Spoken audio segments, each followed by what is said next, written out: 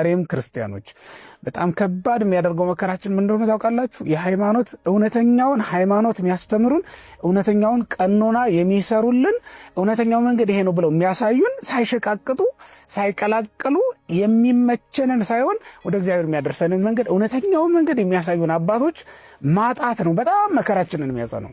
መምህራን በሌሉበት ዓለም ውስጥ የተሰደድን እንደሆነ ህይወታችን ጨለማ የሚከባት መንገድ የሚጠፋባት ትሆንብናለች ማለት ነው። የኛ መንገድ መሪዎች የኛ መንገድ አስተማሪዎች አባቶቻችን ሐዋርያት ናቸው። ከዚያ በኋላም እነሱን ተክተው በእነሱ ሃይማኖት ጸንተው በእነሱ እግር ተተክተው ያገኘናቸው መምህራኖቻችን ሊቃነ ጳጳሳት፣ ሰባኪያን፣ አስተማሪዎች ሃይማኖታቸው የቀና አባቶቻችን በጠቅላላ መንገድ መሪዎቻችን እንላቸዋለን።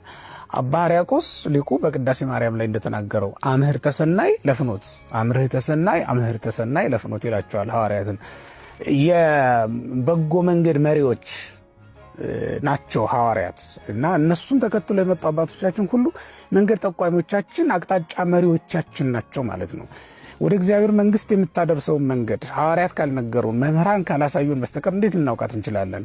አንድ ብላቴና ነፍስ ያላወቀ ክርስቲያን፣ ይሄ ማለት ለአቅመ ነፍስ ማወቅ ማለት ምንድነው? በአይምሮ መብሰል በመንፈሳዊ ዕውቀት ማለት ነው። ተመርተን ሰው እኮ 70-80 ዘመን ስለሆነው የእግዚአብሔርን መንገድ ለይቶ ያውቃል ማለት አይደለም። እንኳንስ በዚህ ዘመን ሐሰተኛ ነቢያት፣ ሐሰተኛ መምህራን በበዙበት ዘመን፣ ሐሰተኛ ትምህርቶች ምድርን እንደ ጎርፍ ባጥለቀለቁበት ዘመን ይቅርና በሌላውም ዘመን እንኳን ቢሆን መንገድ መሪዎች ያስፈልጉናል። ክርስቲያኖች ወደ እግዚአብሔር መንገድ የሚያስገቡን እውነተኛ መሪዎች ያስፈልጉናል።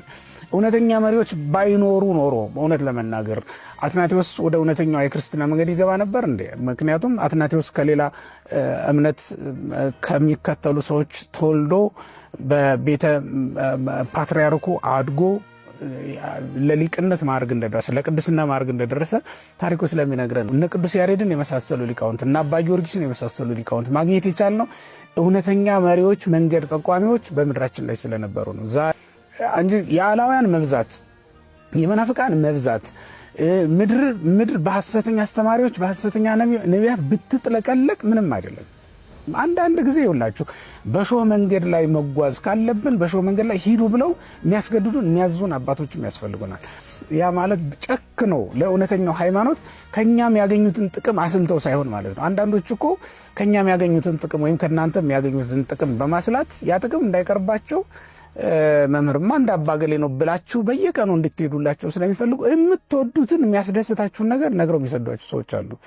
ምናልባትም አንተ እኮ ስራ በዝቶብሃል፣ አንቺ እኮ ስራ ስለሚበዛብሽ ነው የማትቆርቢው፣ ወደ ቤተክርስቲያን የማትመጪው፣ የማታስቀድሹ በዚህ ምክንያት ነው ብለው የሚያቆላምጥ ንግግር ነግረው በቃ ከእግዚአብሔር ጋር እንዳስተርቁን አድርገው የሚሰዱን ሰዎች። የእግዚአብሔር መንግስት ቁልፍ በእነሱ እጅ ነው እንደ ያለችው። ክርስቲያኖች በመጽሐፍ ላይ እንደተጻፈው የማያኖሩን ከሆነ በመጽሐፍ ላይ የተጻፈውን ሕግና ቀኖና ነግረው የማይመሩን የማያስተዳድሩን ከሆነ በትክክል እግዚአብሔር አጠገብ የሚያደርሱ